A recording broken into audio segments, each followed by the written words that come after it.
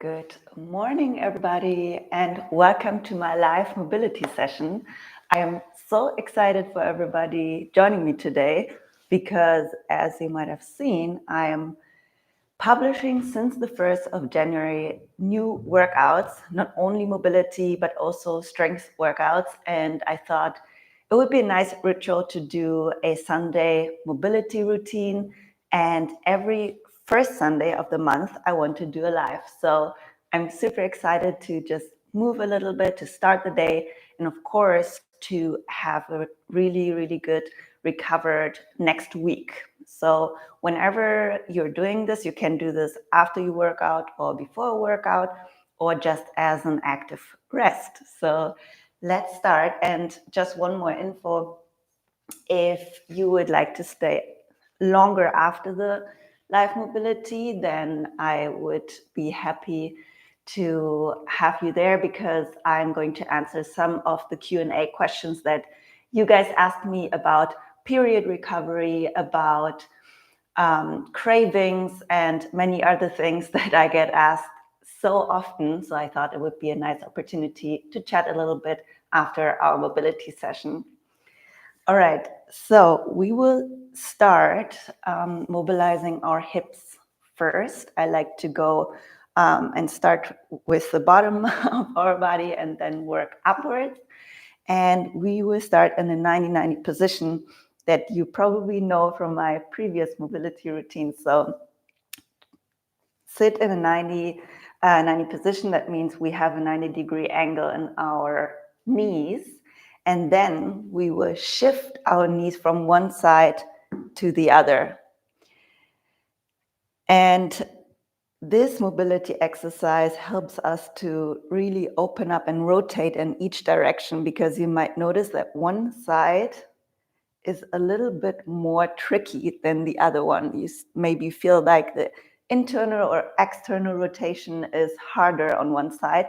And that just gives you, just some information about some deficits that you may have, which is not necessarily bad. We all have sides that are better or worse, but that shows you what to work on maybe a little bit more. So try to really reach the ground with your knee. A few more times.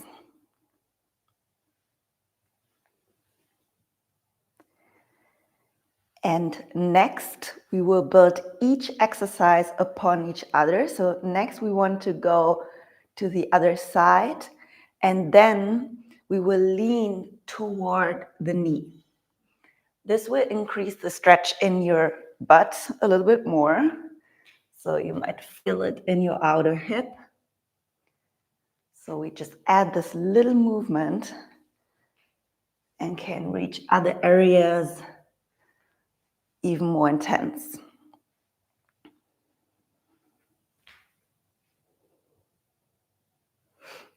Ensure that you stay in your 90-90 degree angle and lean toward your knee.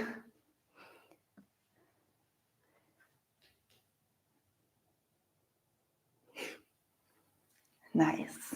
2 more.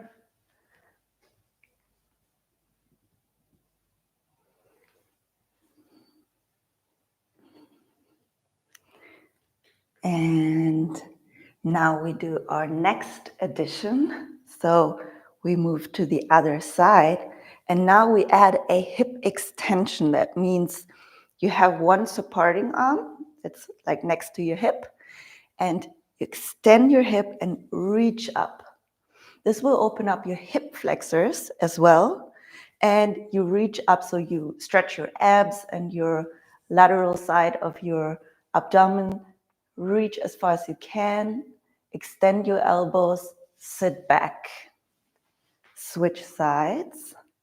And the angle in your knees can be a little bit smaller. Then extend, reach as far as you can, and sit back. I'm a huge fan of dynamic mobility exercises because we don't always want to spend time in one static stretch. We want to actually move and increase the range of motion with each rep. And I think for many people that feel very stiff, it can be a little bit more fun because they don't need to suffer in one like extreme static hold. Reach up, sit back. You can do it in your tempo as well.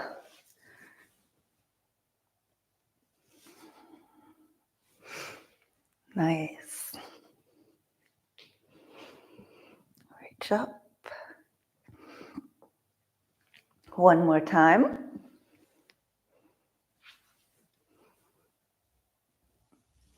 Beautiful. Now you can stay on this side and we will do a little hip strengthening exercise, which is super underrated. So you lift your back leg and then you swing it to the front. It's like a controlled swing, basically. You bend it when it's backwards and then you extend it coming forward. Try to point your foot and really engage the whole leg. We will do 10 reps each side. And you will feel your glutes, but also your hip flexors that have to work because we want to strengthen and lengthen our muscles to have healthy joints. And that is ultimately working on the whole functionality of our joints and muscles. If we would be only flexible, that wouldn't do much because our joints are not stabilized by our muscles. So we also need to strengthen them. 2 more.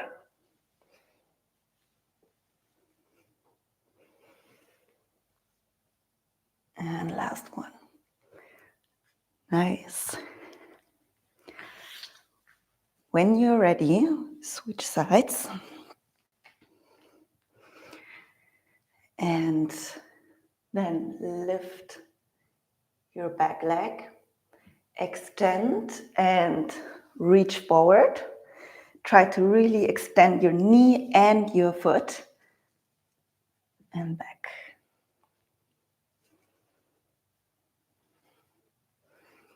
Can also lean forward a bit once your leg swings backwards. 5 more.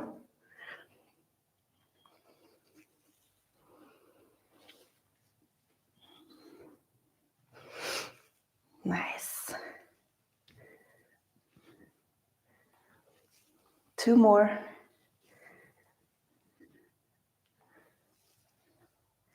And last one.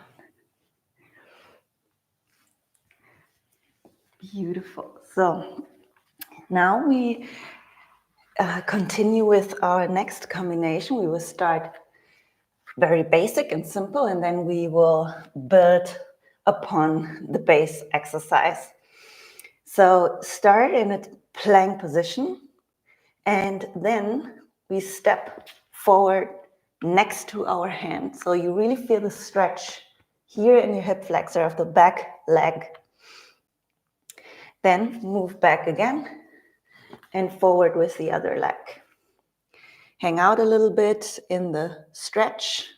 Feel the stretch, extend your back knee to enhance the hip flexor stretch.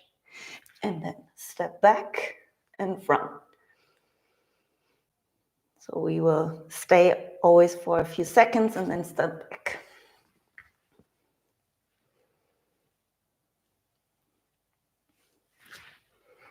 Nice.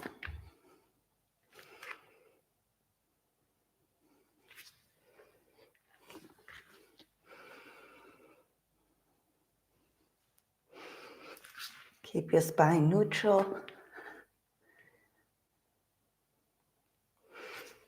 Okay, now when you step forward again, rotate up toward your knee, back, step back, and the other side. So we will add a little movement to our complex. Extend your arm back. Other side, rotate up. Nice.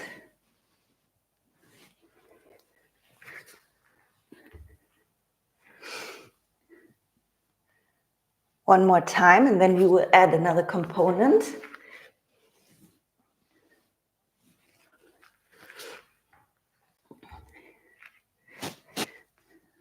Reach up, back, and now step forward. Lay your back knee on the ground. Shift back, so we have a hamstring stretch on our front leg. Back, rotate up, plank. Step forward with the other leg. Hamstring stretch. And rotate up. Step back. Front. Lay your knee down, hamstring stretch. Shift your hips back and come forward again. Rotate and back. One more time each side. Front, hamstring stretch. Nice. And rotate up. Step back, front, lay knee down, hamstring stretch, front, rotate. Really good. Okay, we will add one more thing. Front, lay knee down, hamstring stretch, rotate, and now come with your leg into a squat before you step back. Nice. Hamstring, front, and rotate. Squat, step back. Hamstring, and rotate up. And back into a squat. Nice. Okay, now we will move on with our next complex, and we will do like a hip flexor stretch and spine and hamstring stretch, which I love. So the combination looks like this. You have your hands a little bit behind your hips, and you sit on your heels basically, so that then we can move our knees forward. So you should feel a really nice stretch in your shoulders, but also your hip flexors. Breathe in, and then we come back into the squatting position and go into a soft forward fold. Soft means you just let your upper body hang a little bit, maybe soft knees if you're not so flexible yet in your hamstrings. If you are very flexible, you can extend your hamstrings as well. So go by feel, especially in the morning, we are less flexible. So I like to do just a little softer stretches. And I also did a big run yesterday, so I really feel that my muscles are a little bit tight. Again, knees forward. Breathe in, and then shift back into a squat and forward fold. Slowly squat down, shift knees forwards, hand support in the back. Open up your chest, squeeze your glutes. Feel how your hip flexors stretch even more when you squeeze your glutes. So always keep that in mind with every hip flexor stretch. And then back into squat, forward fold. 2 more.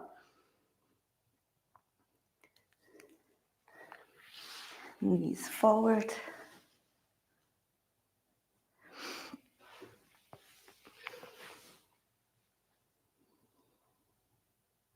Nice. Okay. One more forward fold. Really good. Now, when you push your knees to the ground again, we will do another extension of this exercise. And now you extend your hips from here. So I go up, squeeze my glutes, and rotate to the side. Sit down, rotate to the side.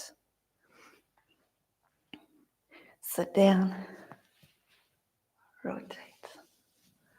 Squeeze your glutes. And this one I really enjoy because it opens the hip flexors, but also your whole back extension and posture, because we stretch our arms or shoulders when we hold onto our heels.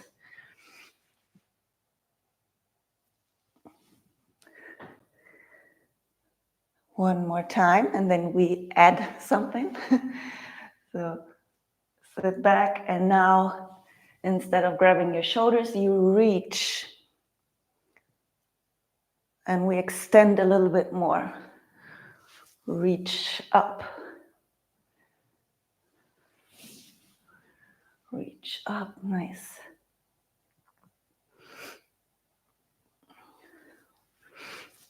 One more time, each side.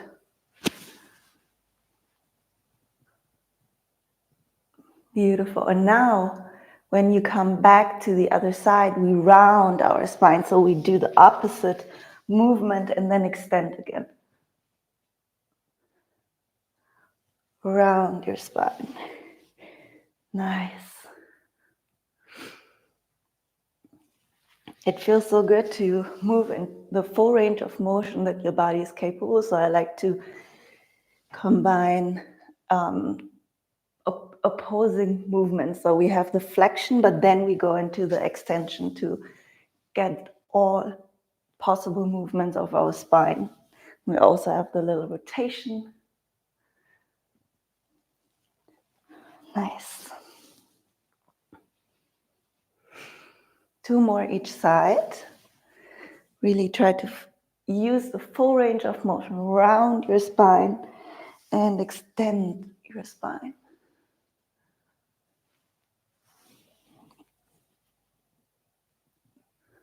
One more.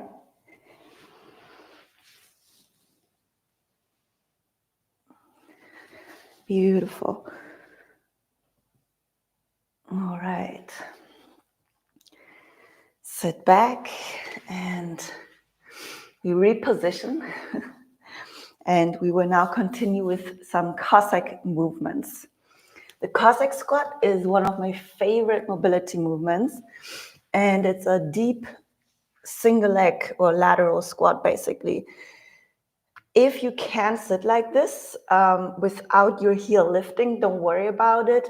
Just use your hands to support a little bit and just try to keep your heel on the ground. But if this is not working today, then it's no problem. It will open up the more often you would do it. And then we will shift toward the other side and shift back. If you feel pretty advanced here, you can also do it without hand support and have your hands here in front of your chest.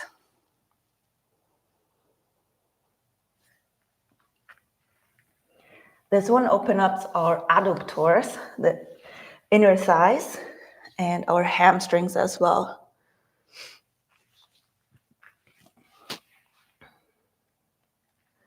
One more each side, and then we continue with a little addition to this one.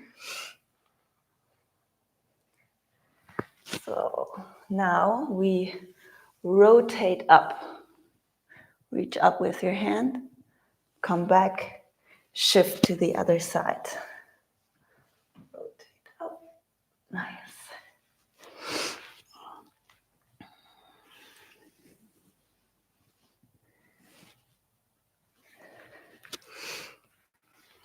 Rotate up,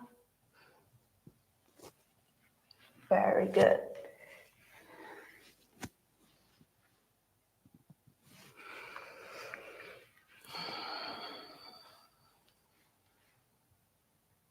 One more time. To the other side.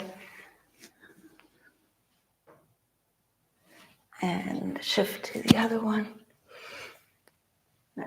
Now, once you did your last rotation, we will rotate again, but with our full body on the bent leg. So rotate toward the other side of the room, basically. So once you're here, you rotate back and to the other side. Up. And now on your foot, make a twist until you see the other side of the room. So you really feel the stretch here in your outer lower back. So the QL is a little bit stretched and the whole side here. And then you come back. I really, really like the stretch. Can help with lower back pain a lot. And then other side. And twist on your front foot. And come back. Beautiful. We will do one more time each side. Twist on your front leg.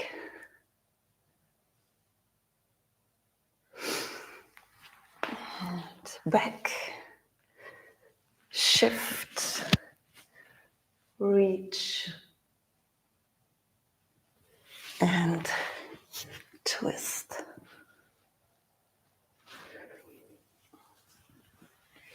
All right. The Cossack squat is also a great opener for our pancake stretch, which many of you want to achieve. So the pancake stretch is called the pancake because this is the stretch. You are able to lay flat on the ground like a pancake, basically. And the introduction into a pancake would be like a seated straddle position, which we do now. And if you can't sit upright like this, and it's hard for you or exhausting, then you can put a pillow below your butt or a yoga block or some books, whatever you have there. And once you're ready, we will do some nice upper body circles. So we want to stay in our soft movements. We will round the spine, support a little bit with our hands, and swing a little bit from side to side. I like to work with extended feet and flexed feet. So I always do both to stretch the calf a little bit more when the feet are extended and flexed, and when they are pointed, then you can stretch a little bit more the front of your shin.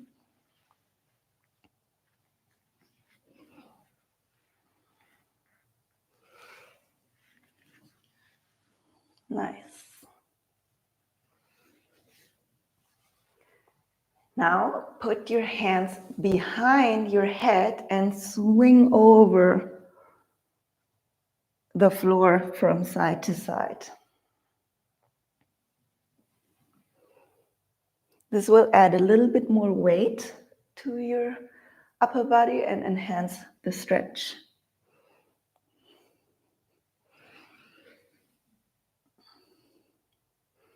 Nice. Two more. Okay. Try to go as deep as you can into the pancake stretch. Stay here for a little while. And this is almost our only static stretch. We have one more left to finish off, which will be really nice and enjoyable.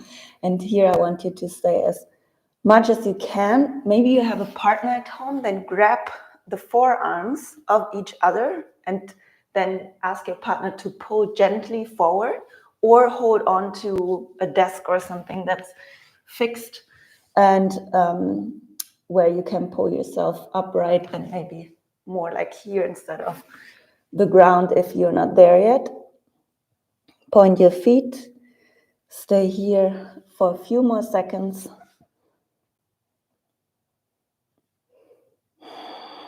Breathe out.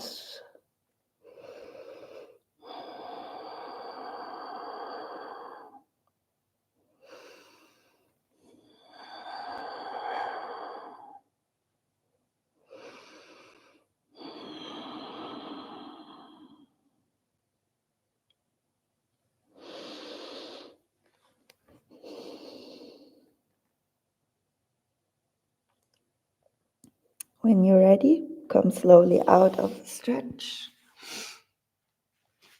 and roll back on your back and grab your toes, and then just spend some time here in the happy baby position. Relax. This is really, really nice for your lower back, which can just relax.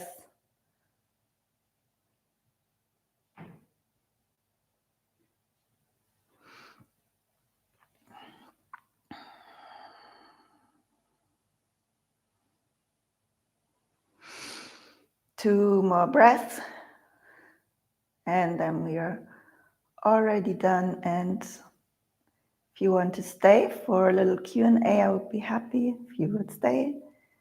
Feel free to put some questions in the chat, but I will first answer all the ones that I got from you on Instagram. Okay. Put your knees together, hug your knees, forehead to knees, and relax. Maybe you want to make a coffee or something, and then you can just listen to what I'm saying, and I will answer some questions. But yeah, I hope that this routine was enjoyable for you. And of course, I hope that you will start training with me here on YouTube, because I realized that I enjoy home workouts since I started with running. I don't know if you know about it, but I share more and more on Instagram that I'm prepping for a certain race in April. And I needed to adjust my strength training a little bit. So I started training at home with dumbbells. And since I got so many requests for mobility follow-alongs and for workout follow-alongs, I thought, why not just recording it? And this is how I came up with this January challenge. So I will upload every week in January three strength training sessions and 2 mobility sessions. So mobility will be Tuesdays and Sundays, and then the strength training sessions are Monday, Thursday, and Saturday. And then in February, I will continue to upload workouts, and I hope that you really enjoy my style of training, which is always a combination of strength, endurance, and mobility. Yeah, so let me know in the chat how you enjoyed it, and I would just continue with some of your Q&A questions. And for those of you who don't know, I have a podcast here as well on YouTube. So you can just see on the tab on the top, there is a tab that says podcast, and then you see the whole playlist. But I also share it always on Instagram. And my topic for February, that's why I want to start with this, is about period recovery, because in my Q&A questions, I got so many questions about how to get your period back. And many of you that follow me since a long time know that I dealt with that for a long time due to my bodybuilding career. I did bodybuilding for 4 years, competed internationally, and after my whole career, I realized that I need to do something about the fact that I don't have my period. And this is what I shared many times, first in German, and now I want to talk also in English about it. And I got so many questions in my Q&A sticker about the period recovery. So I want to start with this topic and just letting you know that in February, I have podcast episodes planned how you can recover from hypothalamic amenorrhea, which is the loss of the period due to too much sport or under eating. And I will also share a real life case from the Art of Health app user who got her period back by eating more, and how she gained so much more quality of life back because she's not restricting herself anymore and has healthy hormones essentially. So one of you guys asked, what is the sign of getting your period back? Because the journey of getting it back is hard because you do things you are afraid of. Eating more, your body might change. Maybe you train a little bit less, because this is all something that will ensure your body not being in a survival mode. So it can be very stressful not to know when will it happen, and you won't know. But what I want to tell you, and especially the person who asked me that question, that it takes the amount of time you have to imagine that you spent doing the wrong things, in quotations, doing too much training, being on a low body fat percentage, not eating enough and all of that, or being stressed, not sleeping enough. The amount of time that you did that, and that it took you to lose your period, minimum the same amount of time you need to give your body to regain your period back, to reproduce hormones. So just be fair with the expectations of what your body can do, and it takes time to activate or reactivate the reproductive systems. So then what you can look for, signs that might motivate you or give you, indicate that you are on the right path, are that you have hair growing back. So usually what happens when you don't have your period, you have too little energy, and you also call it low energy availability, which also oftentimes leads to hair loss or thin hair. So maybe your hair grows back, you have more energy during your training, maybe your cervical fluid will change. That's a big indicator and shows that estrogen is increasing. And maybe your breasts are tender once in a while, or you feel something in your lower abs, like some cramps also, which is not nice.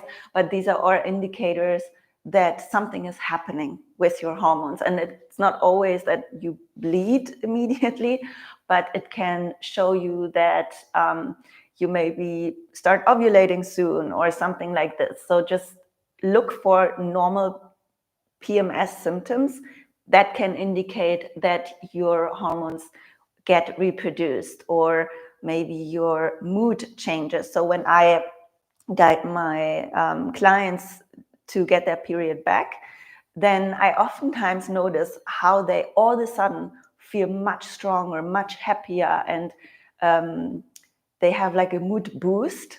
And sometimes it's followed by a little low. And then I already speculate that this was, the boost was like maybe we are ovulating now, which is good. And then the second half of the cycle is when your hormones drop, which is a natural curve and normal. And it could indicate that then the period comes soon, or you hold on to some water. So I noticed that myself too. When I got my period back, I all of a sudden had some water in my body, but I tried to not be upset about it, but more thankful, because I had a feeling that this is because of hormones, because I didn't eat so much that I would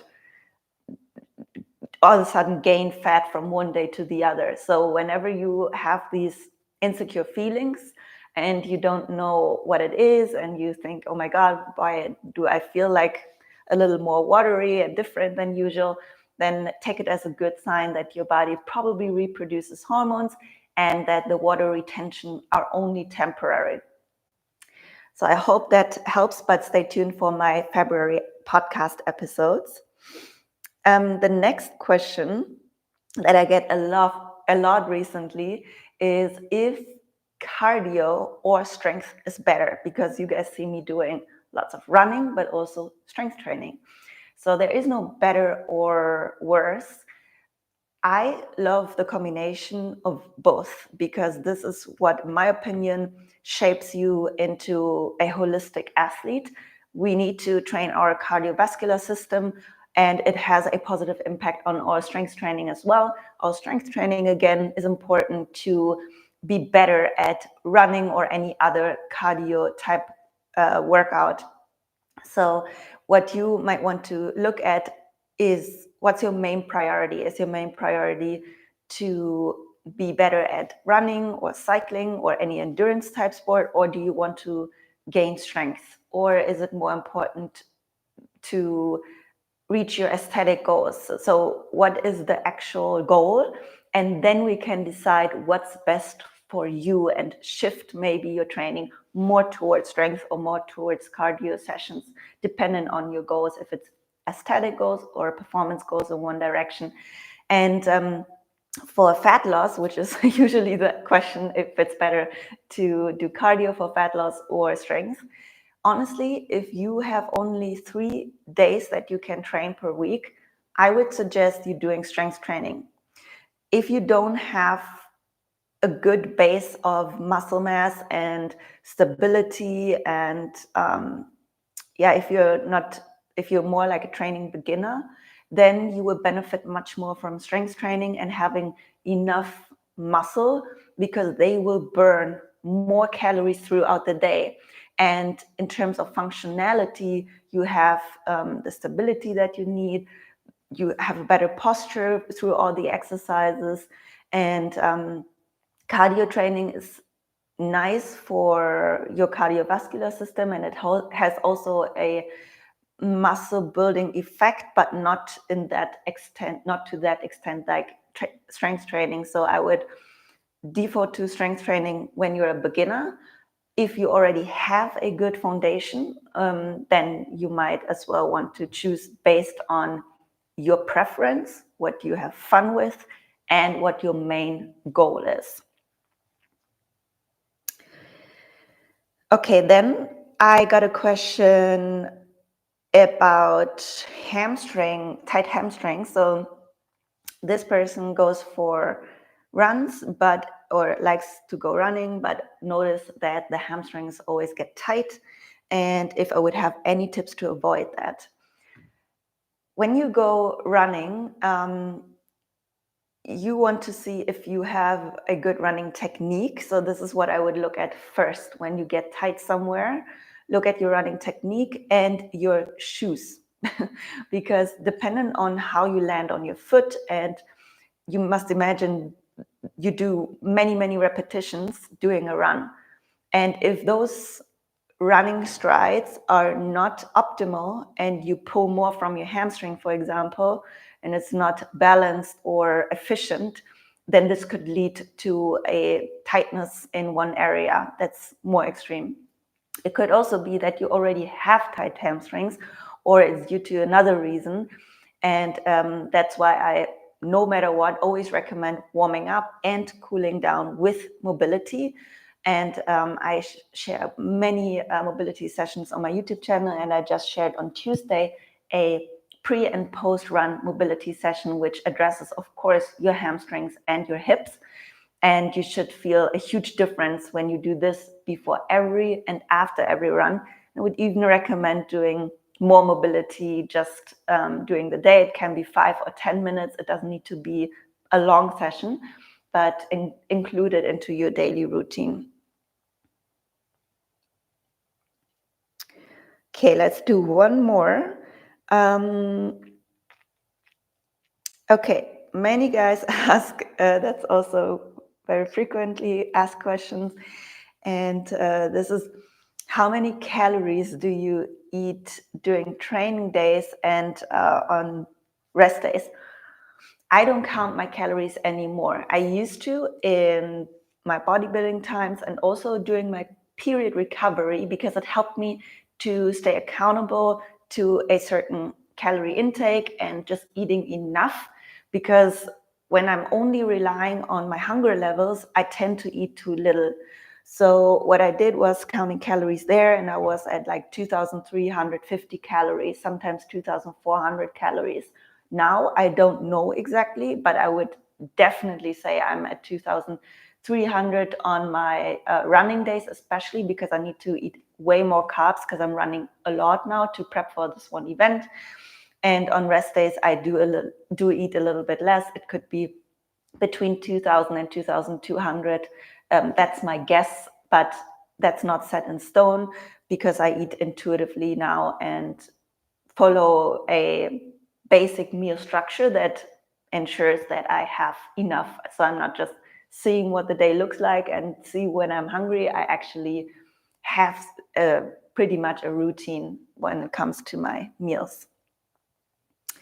Yeah, so that was it for today. Thank you so much for joining. It was so much fun, especially because the sun joined us here. Oh, I love it. I'm so lucky because it's not always sunny like that. And I wish you a beautiful Sunday. Please let me know in the chat if you have any other wishes for upcoming workouts and how you like my workouts. Give me feedback because I really want to continue doing that and improve based on what you need. And I'm just excited to do that with you in the next months and the whole year, actually. I committed to this for the whole year. So you will see lots of new workouts and mobility sessions. And again, next month, the first Sunday of the month in February, we will see each other here live again. Mwah. Have a beautiful Sunday.